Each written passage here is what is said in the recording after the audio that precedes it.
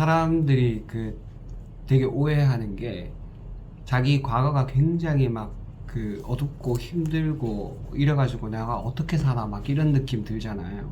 실제 과거가 그래서가 아니라 지금 기분 때문에 그렇다. 지금 기분 때문에 대부분은.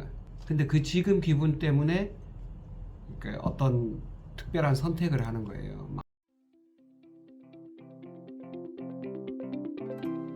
이미지 이미지로. 선물 상자에 무엇이 들어있는가 두 가지를 생각했었어요. 그래서 첫 번째 그냥 진짜 원했는 거 그냥 처음에 딱 생각했을 때 원하는 거는 그냥 이쁜 다이소 박스 같은 거에 책 묶음이었어요. 책 묶음. 그 다음에 이제 조금 다듬어서 아니면 조금 한 번 더 생각했을 때는 그 다음에는 그 상자 안에 연필이었어요. 이렇게 그려봤어요. 작은 상자에 연필이 들어있다 하는 개념으로. 왜 이게 생각했는 거하고 원했던 것들 이가 좀 와닿았던 내용이 첫 번째가 연필일 때 얘기했는데 책은 저번에 얘기했기 때문에 이제 연필 거 얘기하고 싶은데 이제 첫 번째가 기록하라, 두 번째가 처음부터 기록하라, 끝은 없다, 그 전부가 과정이다, 세 번째가 쉽게 수정할 수 있다 연필은, 그리고 네 번째가 연필 쓰려면 깎아야 되냐, 샤프는 이렇게 하지만 연필을 하면 깎는 것 자체가 준비하는 과정이다, 준비하는 나의 거고, 다섯 번째가 이거 흔한 것이다, 연필이 흔하니까 흔하고 어떻게 보면 최신의 것은 아니죠, 과거부터 했던 건 과거의 것이다 라는 생각을. 마지막에 생각이 연필은 소모되는 것이다 이렇게 생각을 좀 했어요. 그래서 우리네 삶도 이렇지 않을까, 내가 어떤 연필을 가지고 어떻게 썼는가, 나의 시간을 연필처럼 생각했을 때 나의 그러니까 총 에너지나 나의 그 신경적인 정신적인 그런 모든 것들을 이렇게 소모하고 준비하는 과정들이 아닐까 하는 생각이 좀 어느 순간에 들더라고요. 그래서 급하게 막 해보니까 이렇게 딱 써보니까 연필 한 자루에도 많은 의미나 이런 진짜 뭐 여러 가지 생각을 할 수 있겠더라고요. 이것도 나에게는 또 하나의 아이템이 될 수 있겠다라는 생각을 했었습니다. 이게 누구를 위한 거죠? 지금 첫 번째 행복하게 해줄 사람. 저는 저희 딸내미였기 때문에. 딸내미한테 연필, 그렇습니다. 책. 그렇습니다. 책은 내용이 뭡니까? 책은 어떤 주제입니까?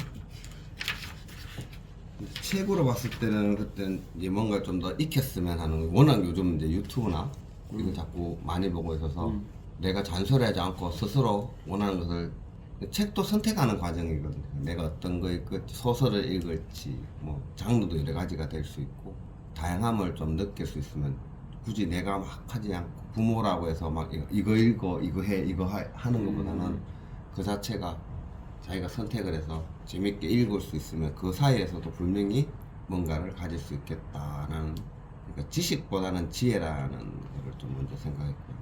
그랬습니다. 자, 세 번째 거는 안 했어요? 세 번째 거는 제가 좀 워낙 좀 결을 좀 다르게 돌아가서 세 번째 거는 저의 그냥 라이프 스토리였어요. 라이프 스토리. 네. 146회 보면 라이프 스토리 이렇게 할 수 있는 것들이 있는데, 제가 이제 요거를 할 때는 이제 지금 현재 이제 우리 나이로 47인데 이때는 46이었어요. 그러니까 46으로 끝을 잡았어요. 미래를 생각해보면 그 현재 상황까지만 생각을 했었어요. 미래는 좀 전혀 다르게 결과가 나올 것 같아서. 실제로 해보니까 그래프가 조금 우울했어요. 사실은 이만큼도 못 갈 것 같은 느낌이고, 사실 요 반틈도 못 갈 것 같은 느낌이었거든. 사실 그냥 이거 하다 보니까 다른 생각이 안 들고, 타이틀이 그냥 어두운 터널, 첫 번째 생각난 게 그 말이었어요. 그만큼 삶이 나름 힘들었다는 거겠죠. 그 다음에 돈테크, 최근에 관심을 좀 가지고 있는 분야들에서. 그리고 그 다음 생각나는 재테크와 돈테크는 다른가? 네, 돈테크는 뭐? 그냥 돈만 생각하는 거죠. 재테크는 돈 아닌가? 그러니까 이제 재테크는 이제 부동산하고 이런 거 같이 연계돼서 전체를 봐야 되는데, 돈테크는 진짜 그냥 단순 눈앞에 두는 인컴에 대한 돈만 생각하는 거예요. 재테크를 하기 위해서는 그러니까 밑자본을 만들어야 되는데, 밑자본 만드는 작업 하나씩 좀 라이트하게 가볍게 이게 뭐 돈테크라는 뭐 이상한 용어들 쓰더라고요. 그래서 저도 구분을 잘 못하겠는데 순간 생각한 거는 돈테크라는 생각이. 그 다음에 세 번째 타이틀이 다시 시작이었어요. 다시 시작. 그냥 이래 버티면 되지 않을까 하는 생각도 많이 했고 목표를 좀 잃었었던 과정들이 좀 있었어요. 그러니까 최근에는 이제 고전이죠. 그러니까 지금은 이제 잡혀 있는 이제 뭔가 하고 싶다는 목표가 이제 뚜렷하진 않지만 저 북극성처럼 좀 작은 별이 있어요. 그래서 열심히 더 달려가고 있는 과정이기 때문에. 근데 이까지가 오기가 좀 힘들었던 것들이 자꾸 생각이 나서 이걸 보다 보니까 미래를 당겨놓은 것도 맞는데 우선은 지나왔던 게부터 제대로 보자 라는 생각을 먼저 했어요. 그래서 라이프 스토리가 하면서 저는 현재 나이 기준으로 먼저 그냥 지나왔던 것들을 생각해 놨는데 그래프가 여기는 보통 그래도 좀 완만하게 이래 가는데 사실은 상당히 굴곡이 있습니다.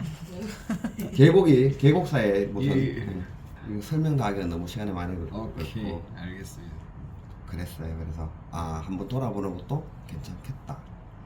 실제로 이거 해봤나? 자기 인생 이렇게 지금까지 온 과정을 이렇게 그래프로 이렇게 한번 그려봤어요? 그려보면 되게 재밌는데 나는 지금 여기는 없는데 그래프를 내가 태어났을 때부터 시작해서 10년 단위 주기로 해가지고 지금 올 때까지 최고로 기분이 좋고 만족했던 걸 10점, 최악은 0점, 그 다음에 중간 뭐 고만고만 뭐 나쁘지도 않고 좋지도 않은 걸 5점으로 했을 때 그 10년 주기로 해서 이거 그래프를 이렇게 그려봤거든. 언제가 제일 좋았을 것 같아요? 10살 전하고 10대, 20대, 30대, 40대, 50대 이렇게 했을 때 30대? 40대? 10살 이전 10살 이전이 제일 좋았던 것 같아. 정말 내가 누구 눈치 안 보고 그냥 좋았던 거 그거 생각하니까 10살 이전이 제일 좋았어요. 그러면 내가 쓸 수 있는 자원, 돈이나 시간이나 내가 마음대로 할 수 있는 그런 여러 가지 내가 쓸 수 있는 자원은 언제가 제일 많았냐. 그러니까 내가 마음대로 하는 거 사람들 다 행복하다고 생각하죠. 자기 뜻대로 사는 게 언제가 많았을 것 같아요? 20대? 지금이 제일 많아요. 지금 10대 이전은 가장 좁죠. 누구한테인가 제안을 받아야 되고 뭐 하려 해도 뭐 할 수 있는 자원이 별로 없고 근데 10대가 제일 좋아. 10대 이전이 제일 좋아. 왜 그럴까요? 별로 생각이 없어서. 그러면 지금 생각이 많죠. 생각이 많은 게 좋은 건가? 잘 생각해 봐야 돼. 생각 중에서 쓸모 있는 생각, 내가 어제 하루 동안 생각했던 것 중에서 쓸모 있는 생각 10점. 그냥 살면서 누구나 당연히 해야 되는 뭐 저녁을 뭘 먹을까, 집에 갈 때는 어떻게 갈까, 뭐 TV는 뭘 볼까, 뭐 유튜브는 뭘 볼까 이런 거 그냥 고만 하잖아. 그거는 고만 해도 되고 안 해도 되는 생각은 0점이고 나 진짜 이거 완전 내가 봐도 내가 너무 무가치한데 이거 진짜 쓸모없는데 이거 이렇게 생각될 때가 있잖아. 이거 마이너스 10점. 그러면은 하루 중에서 내가 진짜 쓸모있는 10점 쪽으로 가는 생각이 한 몇 개쯤 되는 거야. 퍼센테이지로 따지면 1, 20%. 해도 되고 안 해도 되는 뭐 그냥 살면 늘 하는 그런 건 한 몇 프로 되는 거야. 70%? 진짜 쓸데없는 생각, 잡념, 망념 이런 건 한 몇 프로 되는 거야. 한 20, 30%. 대체로 비율 보면 그런 것 같아. 진짜 쓸모가 있고 내 삶에 유용한 생각은 생각보다 안 많아요. 진짜 아무 쓸데기 없는 게 이거보다 더 많은 것 같아. 그래서 아까 어릴 때 생각이 없다는 말은 쓸데없는 생각이 별로 없다는 거예요. 그리고 늘 있는 그대로 즐기면서 사니까 나는 여기 봉덕동에 살다가 내가 초등학교 들어가기 조금 전에 한 6살이나 7살 때쯤 해서 신암동으로 이사 갔던 기억이 나거든. 근데 그 집이 되게 낡은 집이어가지고 비가 샜어요. 방 안에 장판에 처음에 가니까 막 이렇게 물이 흥건해가지고 우리 집 강아지랑 거기서 미끄럼틀 타고 놀았다니까. 그게 좋다 나쁘다 그런 개념이 없었어. 근데 지금은 우리 집 그러면은 너무 기분이 우울하고 화가 나겠죠. 그러니까 사람이 쓸데없는 데다가 에너지를 쓴다니까. 뭐 찾아가지고 수리하고 그러면 되는데 그 수리하는 데 쓰는 에너지보다 화가 나가지고 또 윗집에 대해서 불평하느라고 쓰는 에너지가 더 많다니까. 그러니까 인생이 할 수 있는 게 더 많은데도 더 고달픈 거예요. 에너지를 딴 데 쓰니까. 이거 보면서 하여튼 그 삶의 그래프가 분명히 나는 예전보다 좋아지는데 그렇게 그 행복도나 만족도가 높은 것 같지는 않아. 그런 느낌 들 때마다 내가 엉뚱한 데 에너지를 많이 쓰고 있구나. 이 가진 자원을 가지고 좀 유용한 데 쓰면 좋겠다. 이런 느낌 많이 들었어요. 오늘 책 내용하고는 조금 다르긴 하지만 저는 그런 느낌이 들었습니다. 저는 선물 상자를 그냥 일반 선물 상자, 리본 달린 선물 상자에 안에 티켓을 그렸었거든요. 이렇게 이 상자 안에 티켓이 들어있는. 네. 티켓. 네. 무슨 티켓일까? 근데 요게 보니까 결론은 목적이 그 저희가 그 앞에서 했던 연습 1-1을 해결할 만한 힌트를 찾을 수 있는지 실험하기 위해서 이 작업을 한다라고 저는 이해를 했거든요. 그래서 저는 이 앞에 그 3일간의 과제 그거였거든요. 다음 달 계획을 잡는다. 3일 안에 과제가 그거였는데 거기와 연관지어서 티켓을 생각했을 때 처음엔 딱히 뭘 해야 될지 좀 감이 안 잡히더라고요. 그러니까 내가 이 티켓을 받았고 이 티켓으로 다음 달에 내가 뭘 해야 될까라는 생각을 못 이렇게 하긴 했는데 정확히 이렇게 그림이 잘 안 그려지던데 이제 3일간의 과제를 해결할 수 있는 힌트를 찾을 수 있는지 해봤더니 저는 그 티켓으로 여행을 가는 생각을 했어요. 여행 티켓이었어? 네.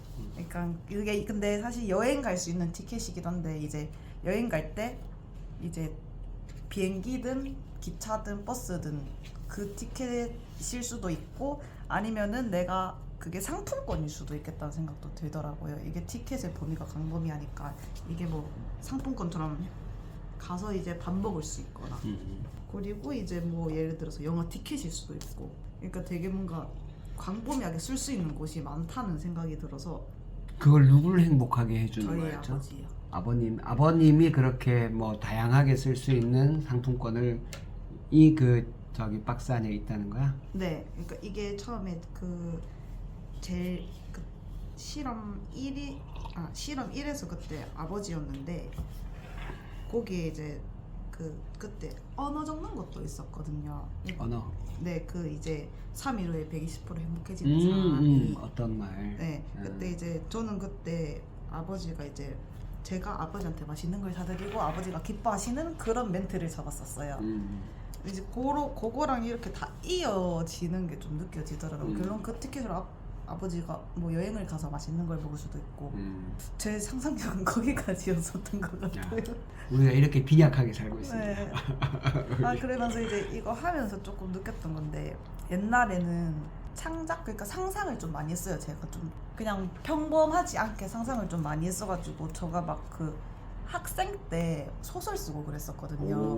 그냥 혼자서 진짜 말도 안 되게 지금은 아주 생각할 수 없을 그런 것들도 있었고 그 학창 시절에 일기를 쓰잖아요. 그거 보면 진짜 희한한 발상을 한 게 많더라고요. 근데 지금은 왜 이렇게 됐나? 안 써보니까. 네, 그걸 느꼈어요. 내가 진짜 안 쓰기도 했고 제가 요즘 그 다이어리를 쓰고 있었거든요. 1월부터. 근데 처음으로 지금 이렇게 꾸준하게 한 번도 하루도 안 빼먹고 와우. 네, 쓰고 있어요. 그러면서 이제 한 달치를 다 쓰게 되면은 만약에 이제 1월치를 다 썼으면은 2월 시작하기 전에 한번 둘러봤는데 실험 4번 그 아까 라이프 스타일 얘기하면서 사람의 기억은 미화가 되는데 1월에 보니까 막 화가 나가지고 막 화나서 막 열받았다 이런 얘기를 했는데 2월 돼서 생각해 보니까 그렇게 마냥 1월에는 나쁘진 않았구나라는 게 이렇게 막 글로 표현이 되니까 나 1월 한 달 그래도 열심히 잘 지냈구나. 뭔가 얻은 것도 있었지만 그때 당시는 화가 났지만 지금은 나 그렇게 화가 안 났어. 그러니까 그때 당시는 화가 났는데 2월에 생각했을 때는 나름 괜찮았네 라는 생각이 들더라고요. 그런 의미에서 쓰는 게 진짜 나한테 어떻게 보면은 이제 돌아보는 시간도 있는데 조금 더 한층씩 내가 발전해 나갈 수 있는 글이 될 수 있다는 게 좀 좋았던 것 같아요. 좋았어요. 네. 그런 면에서 쓰는 건 진짜 좋지. 네. 그래서 앞으로 계속 꾸준히 적고 그 사실 막 한두 번씩 못 적을 때 있거든요. 그러면 이제 그 다음 날에 그 전날 거 쓰거나 그렇게 그거 좋은 것 해서라도 같아. 네. 그러니까 일기 쓰는 거 그런 면에서 되게 좋다. 자기의 실제 사실. 응? 네, 그때 당시의 기분, 감정. 근데 사람들이 그 되게 오해하는 게 자기 과거가 굉장히 막 그 어둡고 힘들고 이래가지고 내가 어떻게 살아 막 이런 느낌 들잖아요. 실제 과거가 그래서가 아니라 지금 기분 때문에 그렇다. 지금 기분 때문에 대부분은. 근데 그 지금 기분 때문에 어떤 특별한 선택을 하는 거예요. 막 직장을 때리친다. 안 그러면 뭐 사귀던 사람 뭐 찢어진다. 뭐 부모님한테 대든다. 뭐 온갖 이런 거 있잖아. 충동적인 결정. 그거는 진짜 과거가 어둡고 막 힘들어서가 아니라 지금 기분이 들어서 그러는 거야. 늘 우리 아들이나 딸한테 얘기 많이 하는데 쉽지는 않아요. 기분이 들어올 때는 아무것도 결정하면 안 돼. 기분이 들어올 때는 늘 하는 대로 그냥 해야 돼. 저도 이거 노력을 많이 해야 됩니다. 진짜 기분 들어오면 아무것도 안 하고 싶잖아. 진짜 그럴 때 있거든. 하여튼 제가 아들한테 했던 얘기가 있기 때문에 그대로 하려고 노력을 많이 합니다. 저는 제 상상력이 너무 진짜 없는 것 같아요. 그런 것 같아요. 그래서 저는 이게 너무 어렵더라고요. 제가 상상력이 부족하다 보니까. 그래서 이제 실험 일을 했는데 저는 상자에 아파트가 있었어요. 제가 집을 좀 중요하게 여기거든요. 그래도 집은 편해야 되고 집은 안식처가 돼야 되고 집에서 편하게 쉴 수 있어야 된다는 생각을 또 많이 가지고 있고, 제가 생각해봤을 때 왜 아파트가 떠올라서 생각했을 때 제가 남자친구한테 제 4년이 됐는데 이제 2년 뒤에 결혼을 하려고. 2년 뒤에? 네. 오케이. 집이 있어야 되잖아요. 둘이서 그걸로 진짜 얘기를 많이 하거든요. 요새. 그러니까 집을 산다 이게 아니라 그래도 우리 둘이 살 집은 있어야 된다. 뭐 월세든 전세든. 그래서 그거에 대해서 돈을 모아서 하자 이런 얘기를 하다 보니까 집이 딱 생각이 나는 것 같아요. 제가 가장 지금 해야 될 거. 집이 딱 생각났는데 이걸 일이랑 연결시켰더라고요. 저는 전혀 연관이 되지 않아요. 안 시켜도 돼. 괜찮아. 그래서 저는 내가 정말 이 집에 대한 생각이 많구나라는 거를 좀 이걸 하면서 내가 지금 제일 관심사가 결혼이구나 라는 생각을 많이 했어요. 그래서 집이 편해야 저는 이제 일하고도 사람들 저희가 많이 만나잖아요. 이게 서비스직은 아니지만 뭔가 서비스직이지 뭐. 전문직이지만 서비스직이랑 결혼하잖아요. 그래서 사람들 만나면은 저는 약간 기가 빨리는 스타일이어가지고 사람을 만나면서 에너지를 얻는 사람도 있지만 내 에너지를 써서 사용하는 사람도 있기 때문에 저는 후자거든요. 그래서 집에서는 온전히 나의 시간, 정말 휴식을 취할 수 있어야 된다라는 생각이 가득한 사람이라서 집은 필요하다. 그 집을 구하는 과정도 좀 힘들 것 같고 2년 뒤를 생각해보면 어떤 집을 사야 될까, 약간 이런 어떤 집에 살아야 될까 이런 생각도 되게 많이 하고 있는 것 같고 요새 조금 그런 고민이 많습니다. 연상 하는 거 하고 우연성의 법칙 그까지 했습니까? 했어요. 했는데 이게 우연성의 법칙에서 이제 저는 3위로 행복해지는 사람의 현재 기분을 상상한 다음 두세 줄로 적는다라고 얘기했어서 저는 저 말고 남자친구를 대입해서 했었거든요. 그래서 남자친구가 지금 썬팅을 직업으로 하고 있어가지고. 썬팅? 네. 얘도 영업직이죠. 그러다 보니 사람을 유치해야 되고 기술 영업직이지. 네, 영업을 해야 이제 사람들이 오고 그거에 대해서 고민을 굉장히 많이 하고 있어요. 이런 걸 하는 어플이 있어요. 숨고라고, 숨은 고수라고. 이게 모든 썬팅뿐만 아니라 내가 만약에 뭐 피아노가 배우고 싶어. 그럼 피아노 치면 피아노 고수들이 나온단 말이죠. 그런 식으로 고수들 찾아서 이제 하는 건데 거기서 영업을 굉장히 열심히 하고 있는데 때로 안 될 때도 있고 스트레스도 받고 이랬는데 이 3.15행 이 애가 이게 잘 돼서 자기 만족만큼 잘 돼서 이제 좀 포기하지 않고 열심히 하면은 된다라는 거를 3일 후에 저한테 얘기해 주겠다 그렇게 잡았거든요. 그러니까 3일 후에는 이걸 열심히 하니까 그만큼 영업도 잘 되고 좋다. 역시 포기하지 않으면 되나 봐. 이런 식으로 저한테 말해주는 걸로 잡아왔단 말이죠. 그래서 제가 이거를 제가 듣고 싶은 말인 것 같아요. 이렇게 겪어보니까 진짜 노력 많이 하고 놓지 않고 열심히 하면은 언젠가는 빛을 발한다. 이거를 지금 딱 보니까 저한테 하고 싶은 말인 것 같아요. 지금 이 책은 그런 방식의 얘기를 별로 안 좋아해. 그래요? 봐봐. 이 책이 지금 우연성의 법칙이잖아. 근데 열심히 노력하면 잘 될 거다. 그런 방식의 책이 아니라니까? 이 책이? 그렇게 해도 안 되니까. 그렇게 해도 안 되니까 지금 이 책을 보는 거거든. 만약에 우리가 진짜 다 빡세게 열심히 해가지고 3일 뒤에 그런 만족한 결과가 있으면 3일 뒤에 그런 결과가 있나? 그쵸, 없죠. 그래. 그러면은 그런 일이 일어나기 위해서 네가 어떻게 도와주면 좋을 건가 그거 생각을 하는 거야. 3일 뒤에 그 친구한테 그런 멋진 바라던 말을 듣기 위해서는 빡세게 열심히 노력해라 이런 얘기 하는 게 아니라고 여기서. 그쵸. 그러니까 우리가 어딘가에 갇혀 있는 거야. 지금 대한민국 교육이 다 이런 방식이라니까. 맞아요. 우린 다 열심히 살잖아. 지금 뭐 헐레레 하면서 사는 거 아니잖아. 근데 안 되잖아. 왜냐하면 시대가 바뀌어서 그래. 우리가 전혀 이 시대에 맞지 않는 생각을 하는 거야. 지금 이런 생각은 우리 부모님 세대 때나 맞는 거라고. 그러니까 우리 부모님 세대 때 하는 이야기를 가지고 그분들의 생각을 우리가 그대로 다 이식받아서 지금 사니까 힘들잖아. 그러니까 그 친구한테도 그렇게 얘기하는 건 좀 아니지 않아?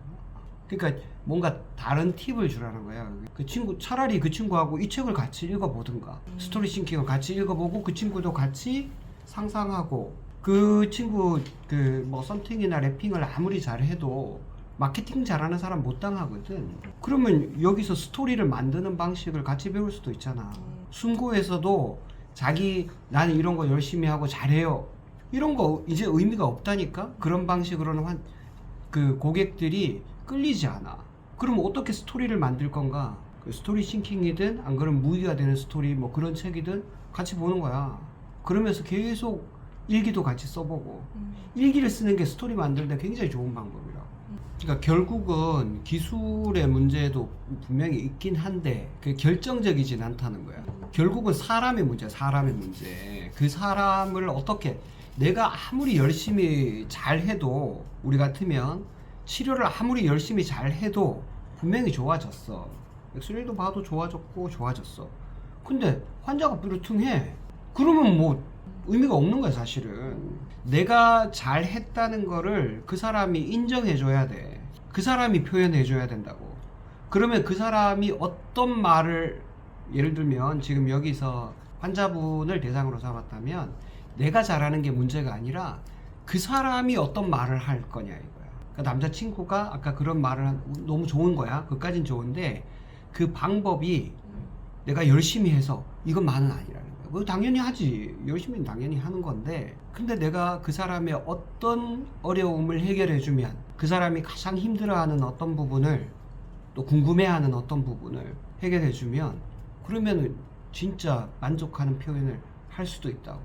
그러니까 진짜 공부를 해야 되는 거야. 사람의 마음을 알고 그 사람이 어떻게 표현하도록 진짜 그런 표현이 저절로 우러나오게끔 하려면 어떻게 해야 되나.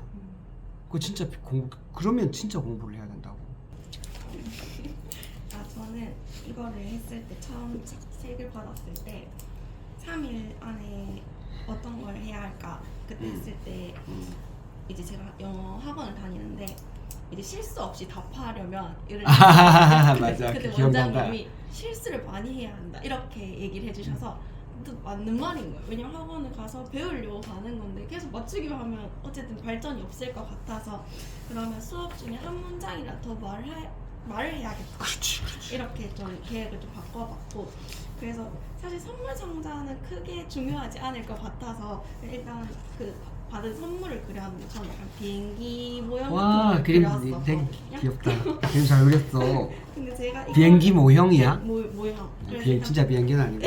비행기를 일단 떠올렸었는데 이게 모형이 될 수도 있고 진짜 비행기가 될 수도 있지만 일단 제가 기쁘게 해주고 싶었던 사람이 그 담당 영어 선생님이었거든요. 제가 제 주변에서 제일 표현을 많이 하는 사람인 것 같아요. 왜 해외에 살다 와서 그런지 모르겠는데 아, 한국 사람인데 한국 영어 사람인데 선생님이야? 영어 선생님이에요. 그래서 엄청 저희는 뭐 하나에 이거에 감사하면 이걸 정말 크게 표현해 주시는 선생님이거든요. 아, 근데 아무래도 직업 자체가 선생님이다 보니까 뭐 대답을 잘한다든지 이럴 때 제일 기뻐하시더라고요. 그래서 그런 모습을 보고 싶어서 이 선생님을 했었는데 이제 제가 비행기를 떠올렸잖아요. 근데 뒤에 보면 이제 이거를 해석하는 방법이 또 나오더라고요. 제 해외 첫 체험을 좀 떠올렸을 때 저는 세부를 갔었는데 필리핀이니까 아무래도 영어권이잖아요. 근데 이때는 제가 학원을 다니지도 않았었고 그냥 기본적인 회화만 할 수 있을 때 그래서 거의 대부분의 대화를 팝하고로 했어요. 팝팝으로. 맨날 친구가 뭐 사고 치거나 하면 그 앞에 프론트 가가지고 이거 보여주고 이렇게 대답을 들었었거든요. 비행기를 떠올렸을 때 아, 내가 이 비행기를 타고 나중에 해외여행을 가는 걸 수도 있겠다. 그래서 그때는 이제 제가 해외여행을 갈 때는 아무래도 영어 학원 다닌 지가 조금 몇 년이 될 수도 있고 뭐 짧게는 1년, 2년이 될 수도 있으니까 그때는 진짜 팝하고 없이 거기 가서도 한 문장 더 말할 수 있지 않을까라고 연상이 돼서 아 그럴 수 있겠다고 느꼈고 실험 3에서 이제 그 스토리? 그 지금까지 살아왔던 그거를 적는데 라이프 스토리를 적는데 제 이게 나이를 3개로 나눠가지고 꼭지점을 봤는데 대부분 다 뭐 초등학교 입학 아니면 나이가 어렸어. 큰 틀이 뭐 입시 준비 아니면 뭐 졸업 국시 합격 뭐 이런 거밖에 없는 거예요. 약간 저는 타이틀에 늘 새로운 시작을 했다. 새로운 시작을 하나의 꼭지점이었다. 변환점이었다라고 느꼈고 제가 28살 전에 딱 하나 꺾였거든요. 그 바로 직전에 그게 작년이더라고요. 그래서 작년 한번 꺾였다고? 네, 한번 이렇게 올라왔던 그 수직 아. 상승하는 그 꼭지점이 있었는데 27살에 제가 이직을 좀 많이 했는데 그래도 제일 마지막 입사했던 요 행복한에 들어왔던 게 제일 큰 점이 아니었을까. 27, 그러니까 27살 돌아봤을 때 정착했으니까. 그래서 이런 걸 생각하면서 이제 새로운 시작을 했으니까 이제 앞으로는 요거를 조금 더 잘 다듬어서 이제 조금 더 완만한 곡선이 되겠습니다. 완만한 곡선. 쭉쭉 올라가야지. 그런 생각을 해봤어요. 네. 저는 두 번째 선물 상자가 이거였어요. 모양은 이렇게 생겼고 우리가 골드 버튼, 요 안에는 골드 버튼이 들어있는 거예요. 책에 그 골드 버튼 직행 비법이라는 책을 바이 나봉. 너가 쓰려면 너가. 당사자가 인지를 못하고 있는 건데. 그러니까 나는 그냥 그 출연하는 거고 비법은 나봉이가 하는 거예요. 그리고 그 저는 첫 번째 대상으로 잡았던 분들이 그 암환자 분들이었기 때문에 최재규님이라든지 아니면 장경수님 뭐 그런 분들이었어요. 그리고 그런 분들한테 이제 유튜브를 통해서 워낙 요새는 뭐 유튜브에서 다양한 그 좋은 내용들이 많기 때문에 어떻게 하면 그 우리 병원만의 진정성 있는 메시지를 재미있게 좀 전달을 할까. 재미있는 것도 정보도 중요하지만 재미있게 전달하는 것도 중요하기 때문에 그거에 대한 생각을 많이 해봤고요. 그 중에서 하나가 이제 우리 병원이 암 환자분들한테 좀 다른 거는 암 환자분들의 통증에 대해서 우리가 적극적으로 케어한다는 거고, 그 통증 케어하는 방법이 병원에서 하는 치료도 있지만 또 하나의 방법이 맨발 걷기다. 그래서 환자분들한테 친근하고 좀 쉽게 통증을 회복하고, 또 암 환자분들이 여기 병원에 왔더니 치료도 잘 받았지만 유익한 정보도 많아서 자기 삶이 정말 달라졌어요. 나는 이제 사실 그때 어떤 그 40대 후반이었던 것 같은데 50대 초반이 40대 후반이지 그랬어. 암 환자분이 자기가 직장도 다니면서 애들 케어도 하고 이제 애들이 이제 중학생, 고등학생 이렇게 됐고 남편 뒷바라지도 하고 부모님들도 이제 연세 드셨으니까 챙겨야 되고 뭐 정신없이 살았다는 거야. 거의 한 20년간을. 근데 이제 암이 걸리고 난 다음에 1년 정도 지나서 이제 수술도 하고 뭐 항암도 하고 방사선도 하고 막 이제 겨우 이제 살았어. 이제 살긴 살았는데 내가 그렇게 케어하고 애를 썼던 자식들이나 남편이 자기가 겉으로 봤을 때는 비슷해 보이니까 그 자기의 그 심정을 잘 모른다는 거예요. 근데 암 환자분들은 한번 암이 지나고 가고 났다 하더라도 그 불안감이 여전히 있거든. 근데 이 불안감이라든지 그런 상실감이라든지 이런 거를 가족들이 잘 이해해주지 못하기 때문에 굉장히 마음 아파하고 뭐랄까 좀 버려진 것 같은 그런 느낌이 든다는 거예요. 그제서야 비로소 이제 자기가 뭘 좋아하는지, 자기는 어떻게 살고 싶은지에 대해서 다시 생각해 보게 됐다. 그래서 지금은 가족들한테도 그 전보다는 조금 마음을 너무 애착하는 그런 식이 아니고 놓을 거 놓고 알아서 할 거 하고 자기는 또 자기 삶을 다시 살게 돼가지고 오히려 암이 나한테는 참 고마운 존재다. 힘든 일도 많았지만 암 덕분에 나는 내 삶을 다시 찾게 됐다. 이렇게 얘기한 적이 있어요. 저는 그 말이 되게 좋더라고요. 암 때문에 이렇게 됐다가 아니고 암 덕분에 나는 진짜 내 삶을 다시 찾게 됐다. 요새 그렇게 한 40대 후반 50대 이렇게 되면 인생 반밖에 안 사는 거잖아. 근데 자기가 뭘 좋아하는지도 잘 모르는 채로 또 나머지 50년을 또 살면 얼마나 안타까운 일이에요. 암 덕분에 자기 삶을 다시 찾게 됐다. 이런 말을 사실은 가장 듣고 싶죠. 그러기 위해서 암에 대해서 마음을 넉넉하게 바라보고 극복할 수 있는 용기도 주고 그런 영상들을 많이 만들어 보면 좋겠다. 그런 생각을 많이 했습니다. 이상입니다.